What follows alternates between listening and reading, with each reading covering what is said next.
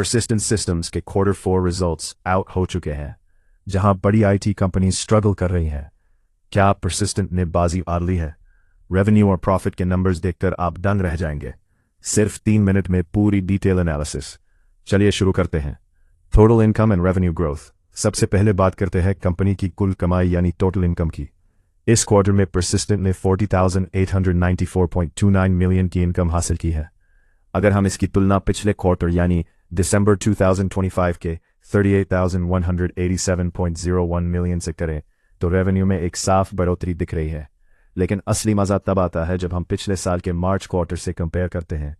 मार्च 2025 में ये इनकम सिर्फ 32,604.73 मिलियन थी, यानी साल दर साल कंपनी ने एक मैसिव जंप लगाया है, जो दिखाता है कि उनका डिजिटल इंजीनियरिंग बिजनेस बहुत तेजी से ग्रो कर रहा है।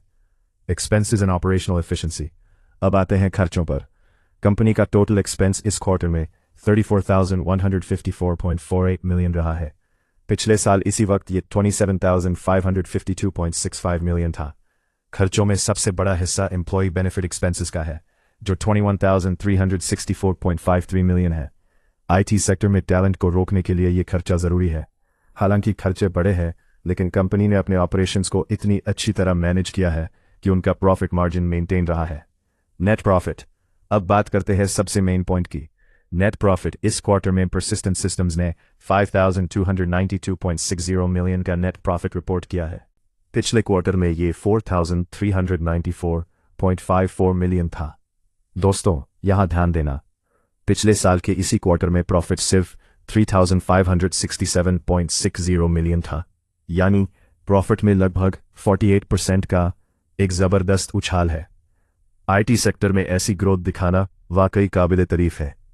ईपीएस एंड डिविडेंड खुशखबरी। इन्वेस्टर्स के लिए दो बड़ी बातें हैं।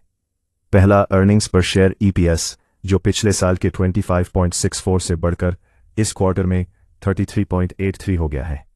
और दूसरा, कंपनी ने 18 रुपीस पर शेयर का फाइनल डिविडेंड भी डिक्लेयर किया है। अगर हम इंटरिम डिविडेंड को मिला ले तो साल का टोटल डिविडेंड 40 रुपीस हो जाता है। शेयर होल्डर्स की तो लॉटरी लग गई है। मेरा मूड भाई, Persistent Systems के रिजल्ट्स आउटस्टैंडिंग है। रेवेन्यू बढ़ा है, प्रॉफिट जंप हुआ है और ऊपर से डिविडेंड का तोहफा। ये स्टॉक आईटी सेक्टर में एक आउट परफॉर्मर साबित हो रहा है। मेरा मूड इस पर स्ट्रांगली बुलिश है।